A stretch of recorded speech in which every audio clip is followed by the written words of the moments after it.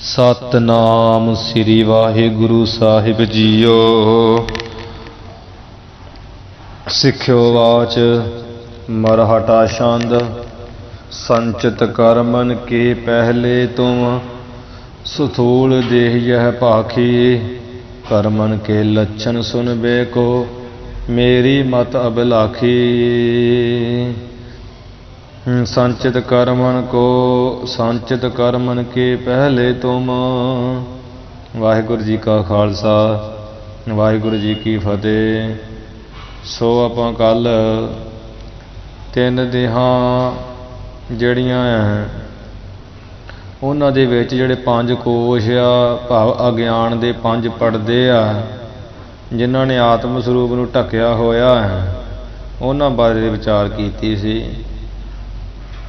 ਤੇ ਅਨਮੈ ਸਥੂਲ ਜਾਣ, ਭਾਵ ਵੀ ਜਿਹੜਾ ਸਥੂਲ ਸਰੀਰ ਆ ਇਹ ਅਨਰੂਪ ਜਾਣ। ਤੇ ਪ੍ਰਾਣਮੈ ਮਾਨ, ਜਿਹੜੇ ਪ੍ਰਾਣ ਆ ਪ੍ਰਾਣ ਰੂਪ ਮਨ। ਤੇ ਪੰਜ ਕਰਮ ਇੰਦਰੇ ਮਨ, ਇਹ ਮਨ ਰੂਪ ਕੋਸ਼ ਆ। ਪੰਜ ਗਿਆਨ ਇੰਦਰੇ ਤੇ ਬੁੱਧੀ, ਇਹ ਵਿਗਿਆਨ ਰੂਪ ਕੋਸ਼ ਆ। ਕਾਰਨ ਵਿਦਿਆ ਜਿਹੜਾ ਆਨੰਦ ਰੂਪ ਕੋਸ਼ ਆ। ਮੈਂ ਦਾ ਅਰਥ ਹੁੰਦਾ ਰੂਪ, ਭਾਵ ਆਨੰਦ ਰੂਪ, ਪ੍ਰਾਣ ਰੂਪ, ਅੰਨ ਰੂਪ। ਤੇ ਇਹ ਤਿੰਨ ਦੇਹਾਂ ਜਿਹੜੀਆਂ ਤਿੰਨ ਦੇਹੀ ਪੰਜ ਕੋਸ਼ਾਂ ਰੂਪ ਵਿੱਚ ਆ। ਪੰਜ ਕੋਸ਼ ਕਹਿ ਲਓ, ਤਿੰਨ ਦੇਹਾਂ ਕਹਿ ਲਓ। ਤਿੰਨ ਦੇਹਾਂ ਦੇ ਜਿਹੜੇ ਆ ਵਿਸ਼ਿਆਂ ਦੇ ਸੁੱਖ ਨੂੰ ਸਮਝ ਲਓ, ਜਾਂ ਪੰਜ ਕੋਸ਼ਾਂ ਦੇ ਸੁੱਖ ਨੂੰ ਸਮਝ ਲਓ। ਇਹਨਾਂ ਪੰਜਾਂ ਕੋਸ਼ਾਂ ਨੇ ਤੇ ਤਿੰਨ ਦੇਹਾਂ ਨੇ ਆਤਮ ਸਰੂਪ ਨੂੰ ਢੱਕਿਆ ਹੋਇਆ। ਅਸਲ ਵਿੱਚ ਜੋ ਲਿਖਿਆ ਹੈ, ਤੀਨ ਦੇਹ ਮਾਂਝ ਪੰਜ ਕੋਸ਼ ਸੁਖਦੇਵ ਕਹਿ ਵੀ ਤਿੰਨ ਦੇਹਾਂ ਵਿੱਚ ਪੰਜ ਕੋਸ਼। ਸੁਖਦੇਵ ਨਿਰਮਲੇ ਮਹਾਂਪੁਰਸ਼ ਕਹਿੰਦੇ ਕਥਨ ਕੀਤੇ ਹੈ। ਸਿੱਖ ਤੂੰ ਚੰਗੀ ਤਰ੍ਹਾਂ ਵਿਚਾਰ ਕੇ ਦੇਖ ਲਾ ਵੀ ਇਹ ਭਰਮ ਕਰਕੇ ਇੱਕ ਭੈ ਜਿਹਾ ਡਰ ਜਿਹਾ ਵੀ ਇਹ ਵੱਖਰੇ ਵੱਖਰੇ ਆ, ਪਰ ਅਸਲ ਵਿੱਚ ਵੱਖਰੇ ਨਹੀਂ ਹੈ। ਤੇ ਕੋਸ਼ ਹੈ ਨਾ ਕੋਊ ਔਰ ਦੇਹ ਹੈ ਨਾ ਕੋਊ। ਨਾ ਦੇ ਕੋਈ ਕੋਸ਼ ਹੈ ਵਾਸਤਵ ਵਿੱਚ, ਨਾ ਕੋਈ ਦੇਹ। ਕਿਉਂਕਿ ਇਹ ਦੇਹ ਜਿਹੜੀ ਨਾਸਵਾਨ ਆ, ਦੇਹ ਜਿਹੜੀ ਆ ਉਹ ਨਾਸਵਾਨ ਆ। ਤੇ ਦੇਹ ਤੇ ਹੀ ਇਹ ਕੋਸ਼ ਆ, ਇਸ ਕਰਕੇ ਕੋਸ਼ ਵੀ ਨਹੀਂ ਹੈਗੇ। ਜਦੋਂ ਦੇਹ ਨਾਸਵਾਨ ਹੈ, ਫਿਰ ਕੋਸ਼ ਵੀ ਨਾਸਵਾਨ ਆ, ਸਦਾ ਸਥਿਰ ਰਹਿਣ ਵਾਲੇ ਨਹੀਂ ਹੈ। ਤੇ ਇੱਕ ਆਤਮਾ ਜੋ ਹੈ ਸਦਾ ਹੀ ਆਨੰਦ ਸਰੂਪ ਹੈ, ਆਨੰਦ ਨੂੰ ਦੇਣ ਵਾਲੀ ਹੈ। ਨਾ ਤੇ ਕੋਈ ਕੋਸ਼ ਹੈ ਆਨੰਦ ਦੇਣ ਵਾਲਾ, ਨਾ ਕੋਈ ਦੇਹ ਆਨੰਦਦਾਈ ਹੈ, ਆਨੰਦ ਦਾਤੀ ਹੈ। ਭਾਵੇਂ ਇੱਕ ਆਤਮਾ ਨੂੰ ਹੀ ਤੂੰ ਆਨੰਦ ਸਰੂਪ ਜਾਣ। ਜੋ ਆਤਮਾ ਇਹ ਤਿੰਨਾਂ ਸਰੀਰਾਂ ਨੂੰ ਹੀ ਅਨੁਭਵ ਕਰ ਰਹੀ ਹੈ, ਜੋ ਤਿੰਨਾਂ ਦੇਹਾਂ ਨੂੰ ਪ੍ਰਕਾਸ਼ ਰਹੀ ਹੈ। ਤੇ ਤਿੰਨ ਦੇਹਾਂ 'ਚ ਪੰਜ ਕੋਸ਼ ਆ। ਜਿਸ ਨੇ ਪੰਜ ਕੋਸ਼ਾਂ ਦਾ ਹੀ ਅਨੁਭਵ ਜਾਣਿਆ, ਉਹ ਹੈ ਤੇਰਾ ਆਤਮਾ, ਉਹ ਹੈ ਸਤ ਚੇਤਨ ਆਨੰਦ ਸਰੂਪ। ਉਸ ਨੂੰ ਤੂੰ ਦੇਖਣਾ ਕਰ, ਆਨੰਦ ਦੇਣ ਵਾਲੀ ਹੋਈ ਹੈ। ਤਿੰਨਾਂ ਸਰੀਰਾਂ ਵਿੱਚ ਜੋ ਵੀ ਕੋਈ ਆਨੰਦ ਖੇੜਾ ਪੈਦਾ ਹੁੰਦਾ, ਉਹ ਆਨੰਦ ਇਹ ਸਰੀਰਾਂ ਦੇ ਨਹੀਂ ਹੈ, ਉਹ ਆਨੰਦ ਆਤਮਾ ਦੇ ਹੈ। ਪ੍ਰਤੀਤ ਜਿਹੜੇ ਹੈ ਉਹ ਕੋਸ਼ਾਂ ਦੇ ਰਾਹੀਂ ਸਰੀਰਾਂ ਵਿੱਚ, ਜਾਂ ਸਰੀਰਾਂ ਦੇ ਰਾਹੀਂ ਕੋਸ਼ਾਂ ਵਿੱਚ ਪ੍ਰਤੀਤ ਹੋ ਰਹੇ ਹੈ। ਅੱਜ ਸਿੱਖ ਨੇ ਬਚਨ ਕੀਤਾ ਹੈ, ਇਹਦੇ ਕੋਸ਼ਾਂ ਦੀ ਵਿਚਾਰ ਸੀ। ਭਾਵ ਜਿਹੜੇ ਪੰਜ ਕੋਸ਼, ਜਿਵੇਂ ਕੱਲ੍ਹ ਵਿਚਾਰ ਕੀਤੀ ਸੀ ਨਾ, ਵੀ ਜਿਵੇਂ ਤਲਵਾਰ ਦੇ ਉੱਪਰ ਮਿਆਨ ਨੂੰ ਕੋਸ਼ ਕਹੀਦਾ। ਆਤਮਾ ਸਮਝ ਲਓ ਤਲਵਾਰ ਦੀ ਨਿਆਈ ਹੈ, ਇਹ ਪੰਜ ਕੋਸ਼ ਮਿਆਨ ਦੀ ਨਿਆਈ ਹੈ।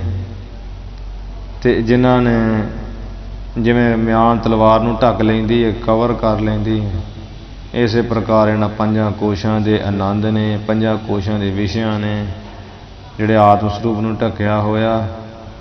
ਜਾਂ ਐਵੇਂ ਵੀ ਸਮਝ ਲਓ ਜਿਹੜੀ ਹੈ ਮਨੁੱਖ ਆ, ਜਿਹੜਾ ਜੀਵ ਆ ਉਹ ਆਪਣੇ ਆਪ ਨੂੰ ਸਥੂਲ ਦੇ ਹੀ ਮੰਨਦਾ। ਕਦੀ ਕਹਿੰਦਾ ਮੈਂ ਪ੍ਰਾਣ ਹੋਵਾਂਗਾ, ਮੈਂ 5 ਕਰਮ ਇੰਦਰੀ ਹੋਊਂਗਾ, ਮਨ ਹੋਊਂਗਾ, ਮੇਰਾ ਆਤਮ ਸਰੂਪ 5 ਗਿਆਨ ਇੰਦਰੀ ਜਾਂ ਬੁੱਧੀ ਹੈ, ਮੇਰਾ ਆਤਮ ਸਰੂਪ ਵਿਕਾਰ ਨਿਵੇਦਿਆ ਆਨੰਦਮੈ ਕੋਸ਼ ਹੈ। ਅਸਲ ਵਿੱਚ ਜੋ ਇਹਨਾਂ 5 ਨੂੰ ਅਨੁਭਵ ਕਰ ਰਿਹਾ ਹੈ, ਜੋ ਇਹ ਗੱਲ ਕਹਿ ਰਿਹਾ ਹੈ ਮੈਨੂੰ ਆਨੰਦ ਆਇਆ ਹੈ, ਉਹ ਹੀ ਆਤਮ ਸਰੂਪ ਆ।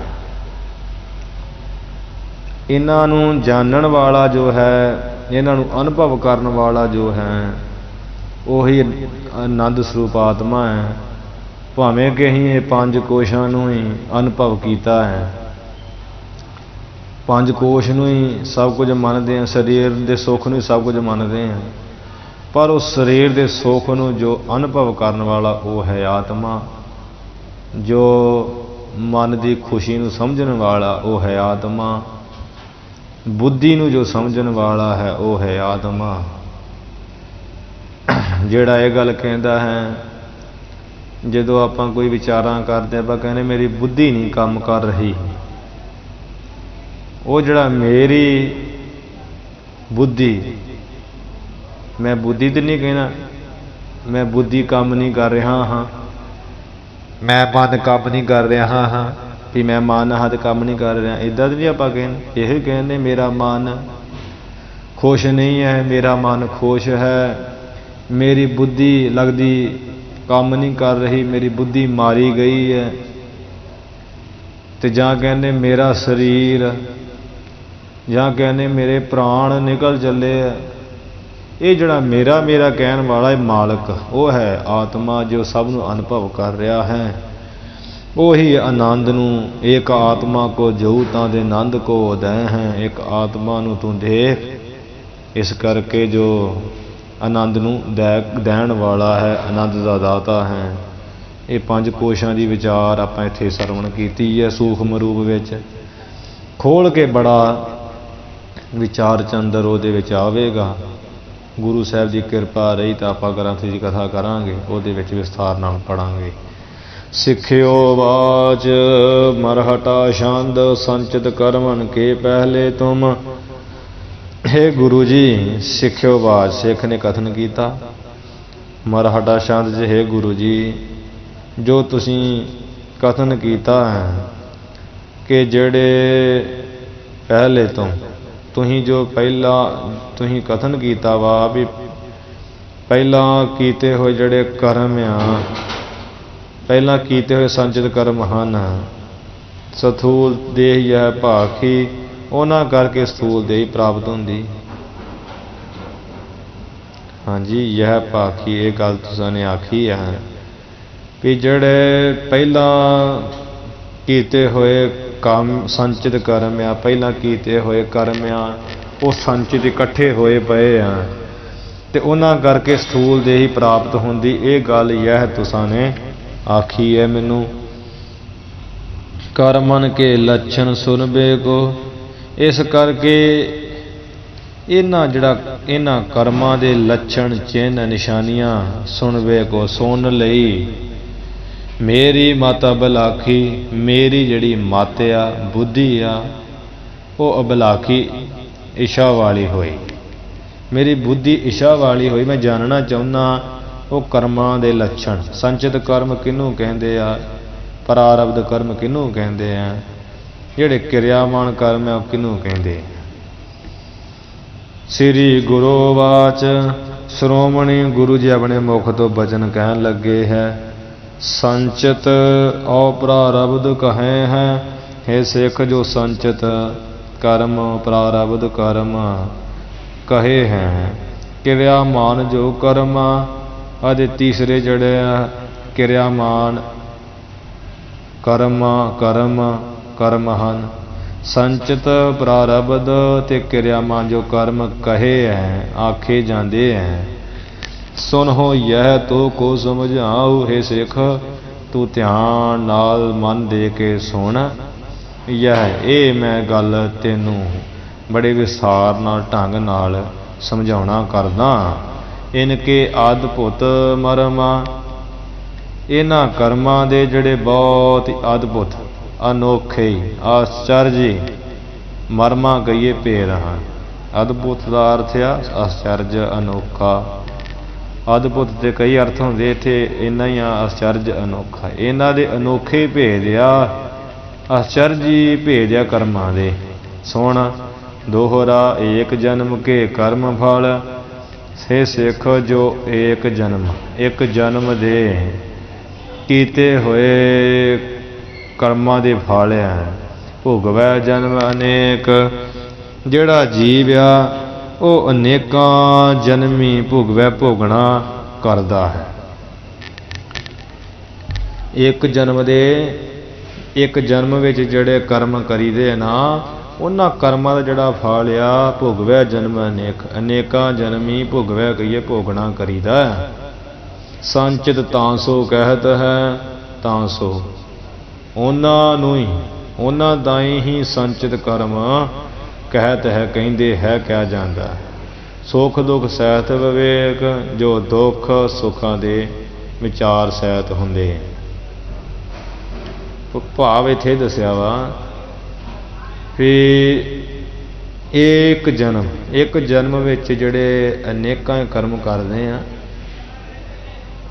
हाँ, ते ओह कर्म भावें चंगे कीते माड़े कीते ओह इकट्ठे हो जांदे, पुन पाप बन के वो इकट्ठे हो जाते।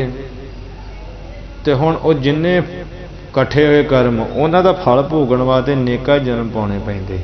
वो जिहड़े इकट्ठे होए आ ना कर्म, जिद्दां हुण आ जन्म च कई जन्म किन्ने ही कर्म कर देने, वो इकट्ठे हो जाने।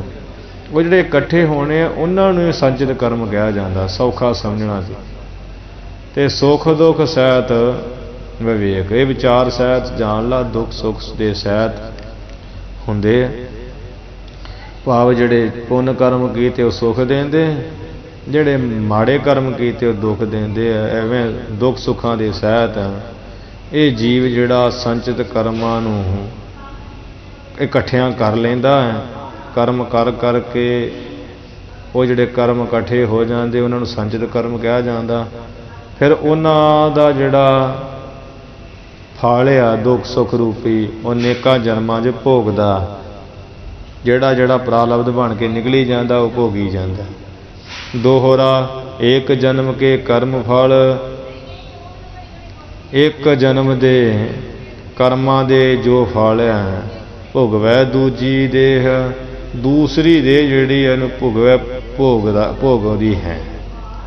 भाव अगले जन्म विच होर शरीर फल भोगदा है। एक जन्म के कर्म फल, भाव जिहड़ा एक जन्म विच कीते आ कर्म उन्हां दे फल नूं हुण जिद्दां ही कर्म करी जाने छेती चढ़ाई कर जाइए। हुण उन्हां कर्मां दा फल क्योंकि असीं करता रूप बन के करता भोगता बन के उन्हां नूं कीता ते उन्हां करता जदों बने फिर भोगना तो हैगा ही है।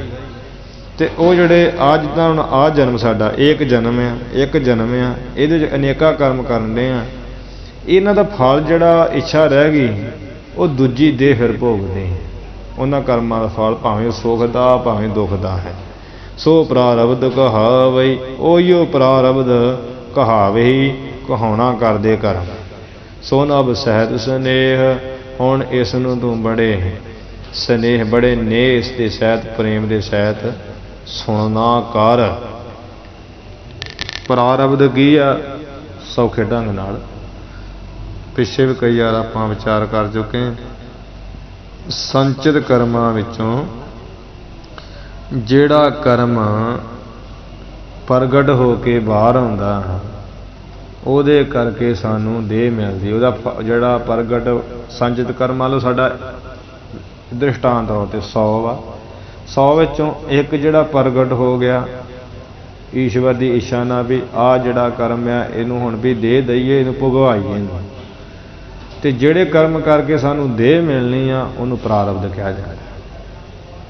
वो जिहड़ा कर्म प्रगट हो गया ना वो प्रारब्ध आ, ते वो प्रारब्ध कर्म करके ही सानू देह प्राप्त होनी आ।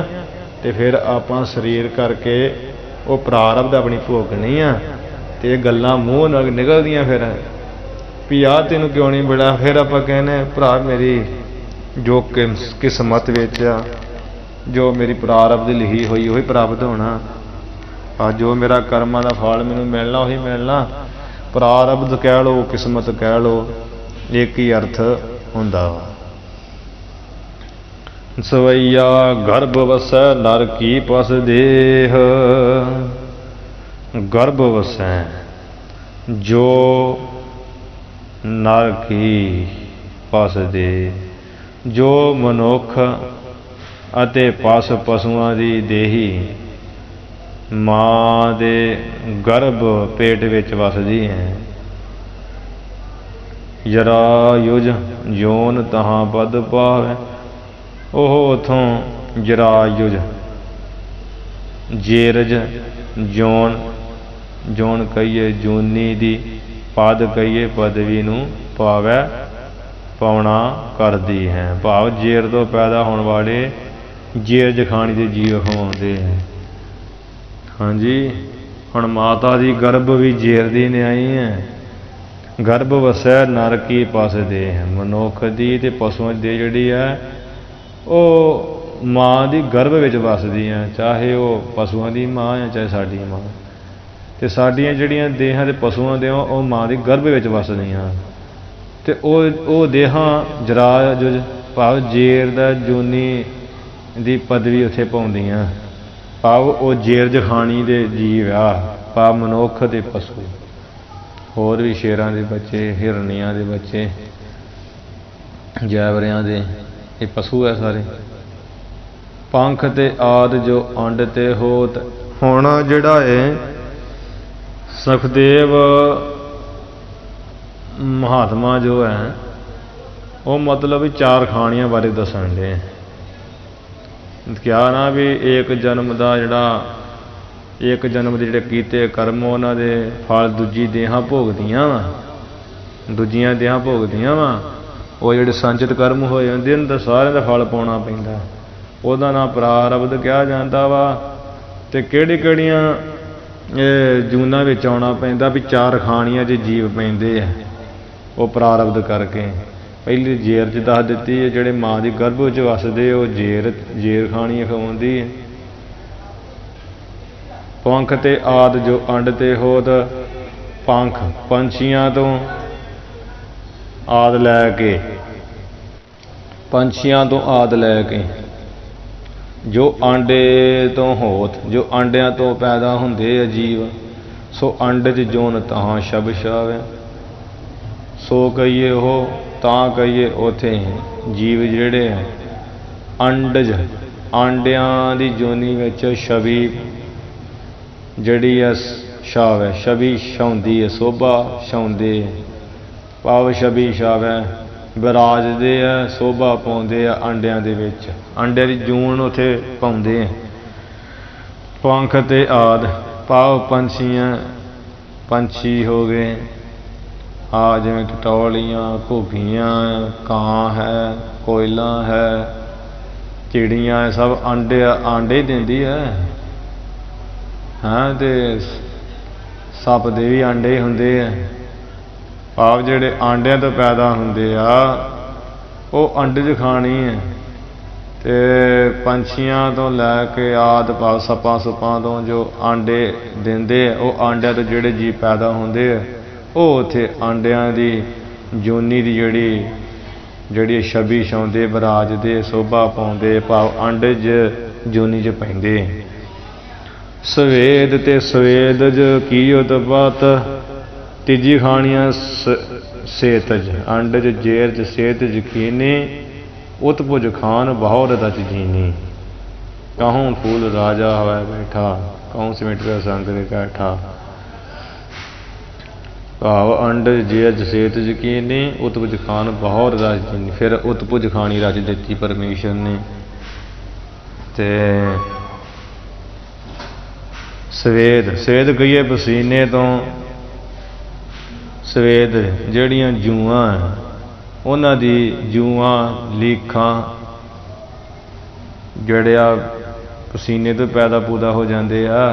पिस्सू पुस्सू जे साढ़े हो जाते ना शरीर में, पिस्सू जूआं लीखां जियां, ये सवेद, ये पसीने तो इन्हां दी पैदाइश होंदी है। सवेद ते सवेदज जिहड़ियां सवेदज कहिए जूआं लीखां आदि उत्पत्ति पैदाइश होंदी है। सो बीज ते और जो मांस कहावै, ये सेहत ज जूनी खानी है। सो फिर जो बीजां तो कलमां तो वास आदि कहाउंदे हन।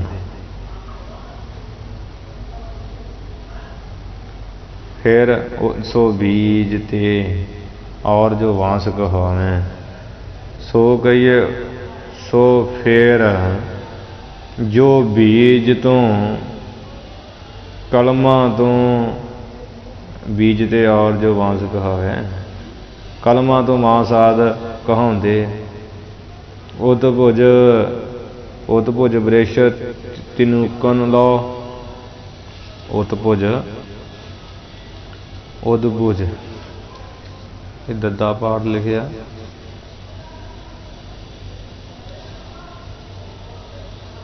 उत्भिज भी लिखिया कई थावां ते, उद्भिज ऊड़े औंकड़ दद्दा भब्बे सिहारी जज्जा, उद्भिज।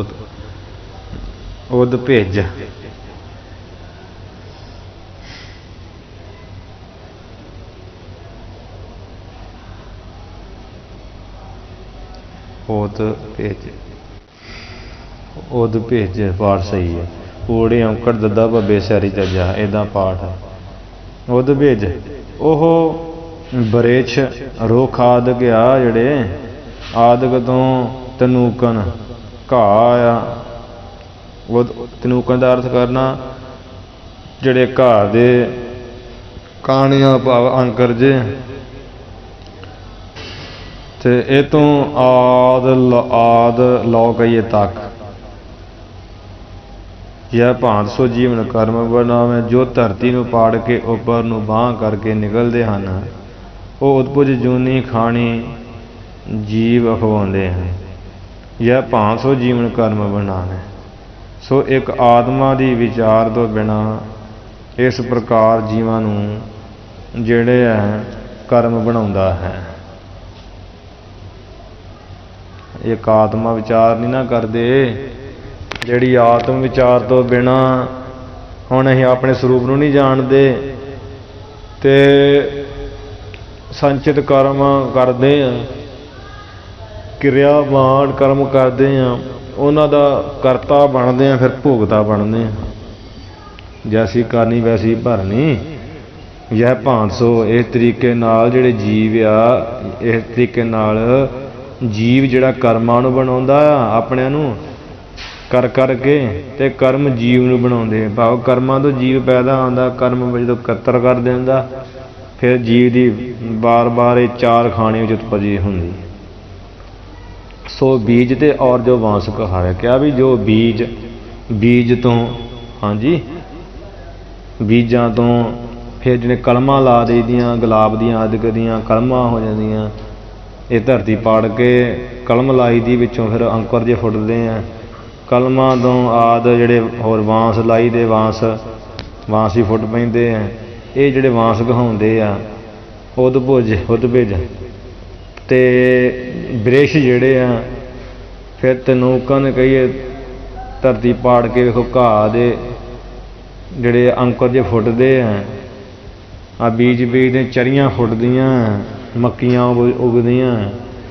भाव बीज तो लैके कलमां तो लैके वृक्षां तो लैके ते घाह दे अंकुरां लौ कहिए तक, ये उद्भिज, ये उद्भिज खानी है जो धरती नूं पाड़ के होंदियां। जो भी आ हो रही वेलां उन्हां सब उद्भिज खानी है। रुख वनस्पति समझ लो तुसीं, ये उद्भिज खानी है। जिन्ने आंडे तो जीव पैदा होए, भावें डायनासोर तक है, वो आंडे च खानी है। ਜਿਹੜੇ ਜ਼ੇਰ ਤੋਂ ਪੈਦਾ ਹੋਣ ਵਾਲੇ ਆ ਜੰਗਲਾਂ ਵਿੱਚ ਪਸ਼ੂ ਜਿਹੜੇ ਆ, ਇਸੇ ਪ੍ਰਕਾਰ ਜਿਹੜੇ ਅਸੀਂ ਮਨੁੱਖ ਆਦਿਕ ਹਾਂ, ਇਹ ਜਿਹੜੀ ਹੈ ਜ਼ੇਰ ਖਾਣੀ ਹੈ। ਤੇ ਜਿਹੜੇ ਪਸੀਨੇ ਤੋਂ ਪੈਦਾ ਹੋਣ ਵਾਲੇ ਜੀਵ ਆ, ਜੂਆਂ ਲੀਖਾਂ ਪਿੱਸੂ ਜੇ ਮਾਂਗੂ ਜੇ, ਇਹ ਉਤਪਜ, ਇਹ ਜਿਹੜੀ ਸਵੇਦ ਸਿਹਤ ਖਾਣੀ ਆ। ਤੇ इस तरीके नाल वेखो जीव ने कर्म जिहड़े करदा, जूआं कढ के जूआं मारदे आपां, ਉਹ ਹੁਣ मारनियां पैणियां, पर वो मारे का फल तो वेखो मिलना, करता बन के मारियां, कोई ब्रह्म ज्ञानी तो आपां है नहीं, फिर आपां भी जून बनना ही, जून च पैना ही आ। इस तरीके नाल जिहड़े कर्म है जीव नूं बनाउणा करदे हैं, जीव जिहड़े आ जीवां नूं कर्म बनाउंदे हैं। सवैया कीट पतंग करे पस पंछ, कर्मां दे अनुसार ही कर्म जीव ने इस तरह बनाउंदे हैं। कीड़ा पतंगा ते पशु पंछी आदि दियां जूनां प्राप्त करदे, कर्मां दे अनुसार ही जिहड़े जीव ना, कदी कई जन्म भय कीट पतंगा, कई जन्म का जमीन करंगा, कई जन्म वांगी सर्प होयो, कई जन्म हैवर वृक्ष ज्योयो। मिल जगदीश मिलन की बरिया, चरण काल ए देह संजरिया। एक कर्मानुसार कीड़े पतंगे पशु पंछी आदि ये जूना प्राप्त जीव करते हैं। अधोगत मैं जल जीवन भाव है, कदे जिन्हों जल कहीए पानी में जीवन भाउंदा है, जल जीवन भाव जिन्होंने जल में जीवन भाउंदा है, वो अधोगत नीवियां जूनां प्राप्त करते हैं, जल दे जीव बनते हैं। हाँ जी, कह सुर लोक बसै स्वर सुर होवै, कह के जान फिर पुन कर्मां दा सदका सुरलोक स्वर्ग लोक इंद्रपुरी दे लोक देवपुरी विच वसदे हैं। किदां सुर होवै देवते रूप हो गए, कर्मां किहड़े पुन कर्मां दा फल करके। कबहू सुर राज की संपद पावै, कदे कर्मानुसार जिहड़े जीव आ असोमेध जग आदि कर लैंदे आ। इस कर्म रूपी करन दे नाल असमेध जग करन दे नाल जो 101 जग पूरा हो जाता, फिर सुर राज देवतियां का जो राजा इंद्र आ, वो इंद्र की जिहड़ी संपद विभूति है उन्होंने पा लेंदे। भाव बहुते पुन जग आदि करके इंद्र की पदवी प्राप्त कर लेंदे। इंद्र नूं थले लाया जाता, उत्थे वो बह जाता। ये कई प्रमाण साखियां दे आउंदे हैं। इंद्र भी ताइयों ही भंग करता रहा कईयां दी जग। मान सो है सुख दुख स है, कदे जीव कर्मानुसार मनुखा दे ही पा लेंदा है। जदों इत्थे किसी दा माड़ा करना, फिर माड़े कर्म करके परमेश्वर दे ही दिंदा। मनुख दे बड़ी वड्डी दे ही है, पर कीता ते भरना ही है भाई। ये कई साखियां भी आउंदियां।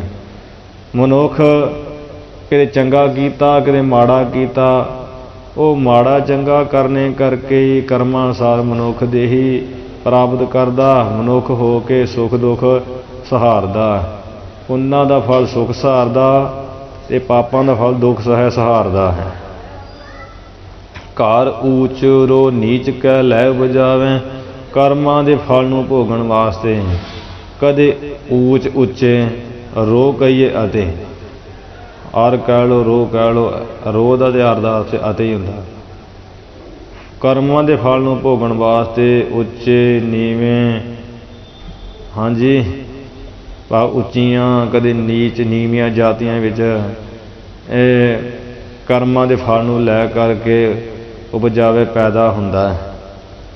घर उचरो नीच कह लै उपजावे, कर्मां दे फल करके ना उच्चे नीवें जातियां दे घरां विच ये अपने फल भोगण वास्ते जन्म लैके उपजावे पैदा हुंदा है। ते उत्थे फिर जे उच्चा ते थोड़ा समान सन्मान पा लेंदा कर्मां दा फल, जे कदे नीवी जाति दा फिर मान बमान सहिंदा है।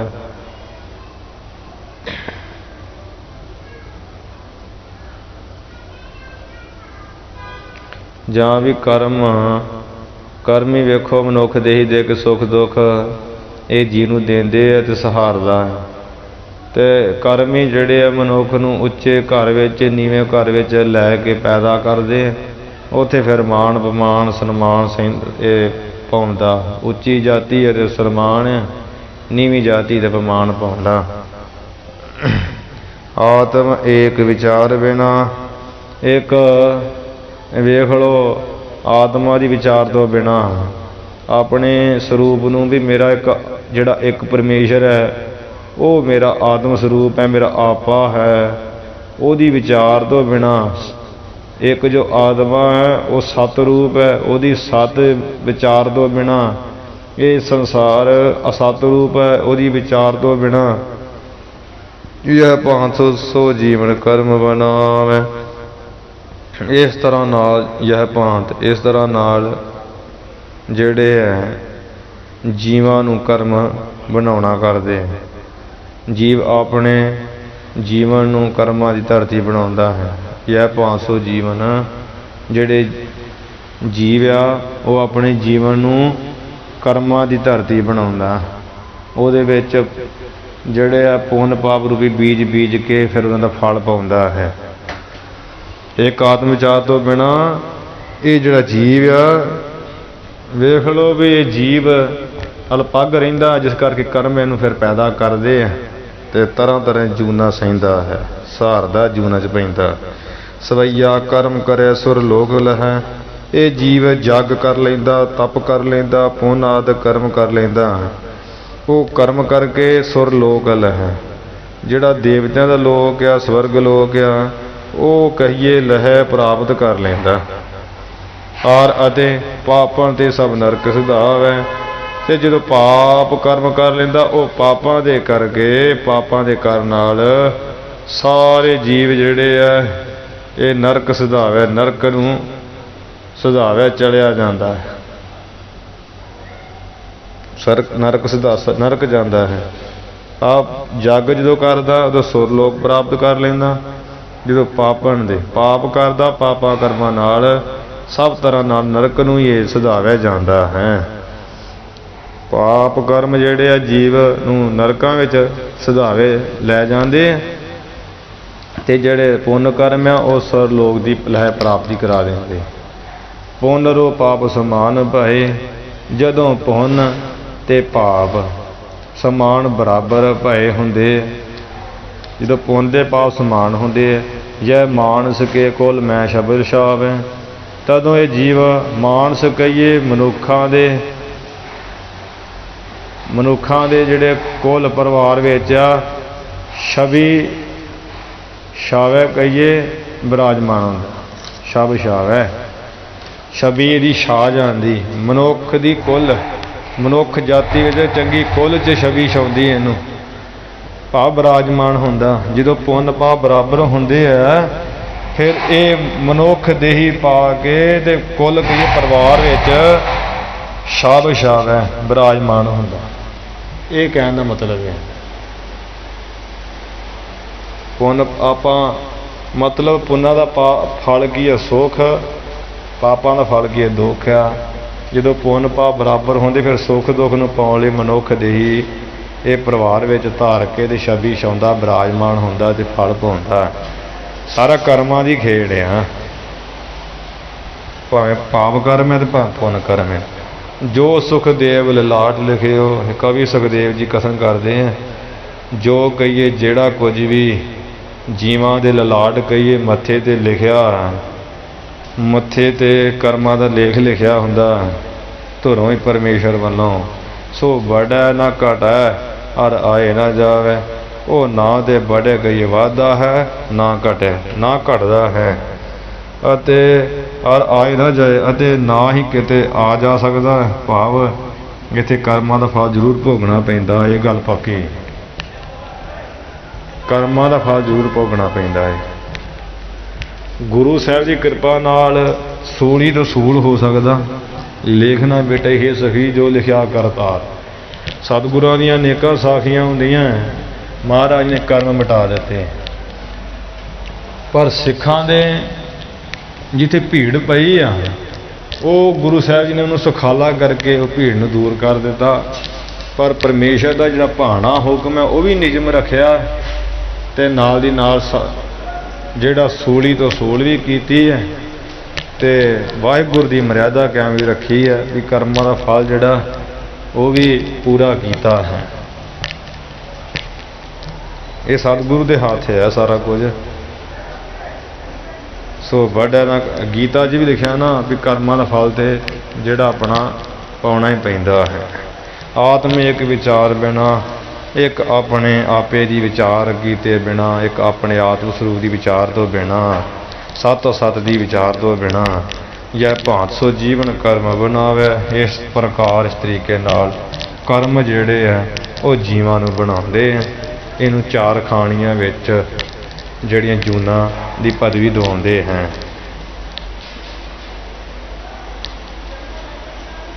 सो अज इत्थे आपां समाप्ति कर दईए, क्योंकि इत्थों तक एक ही विशा कर्मां दा।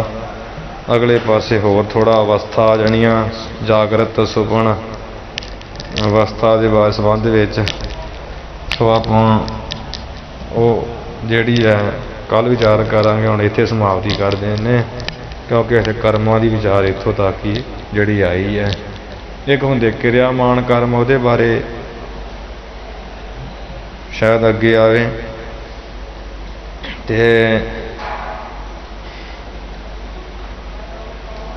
किरियामान अगे आएगा, उहदे बारे संबंध विच भी। सो सौखा तुहानूं दस दईए, ਜਿਹੜੇ जन्म च आपां हुण जिवें साडा ही जन्म है, कर्म कर रहे हैं ਜਿਹੜੇ इकट्ठे हो रहे, वो संजत कर्म ਹੁੰਦੇ ਆ। ਉਹਨਾਂ ਵਿੱਚੋਂ ਜਦੋਂ ਆਹ ਸਰੀਰ ਛੱਡ ਦੇਵਾਂਗੇ, ਉਹਨਾਂ ਵਿੱਚੋਂ ਜਿਹੜਾ ਕਰਮ फुट के जो अंकर जिवें फुटदा बाहर आएगा, पर फुरलत हो के बाहर आएगा, तो वो कर वो प्रारब्ध है, वो प्रारब्ध करके सानूं शरीर मिलना। हाँ जी, शरीर करके जिहड़े आपां हुण कर्म करदे आ रोज़, तो इनू किरियामान कर्म कहंदे। एक हुंदे नित विच, एक हुंदे निमित। नित जिहड़े आपां रोज़ ही करदे, जिवें अमृत वेले उठना, इशनान करना, नितनेम करना, ये नित कर्म आ। निमित जिहड़े कोई दिन दिहाड़ दे समय करने, जिवें कोई गुरपुरब आ गया, गुरु सच्चे पातशाह दे निमित, अपने पितर लोकां दे निमित, अपने संतां महंतां दे निमित, ये सारे कर्म आ। इन्हां दे वक्खो वक्खरे फल आ। सो इत्थे ही आपां जिहड़ी अज अखीरलियां पंक्तियां पढ़ के समाप्ति करीए जी। जो सुख देव लाड लिखियो, सो बढ़े न घटे और आए न जावे। आत्मिक विचार बिना यह भांत सो जीवन कर्म बनावे। वाहिगुरू जी का खालसा, वाहिगुरू जी की फतेह।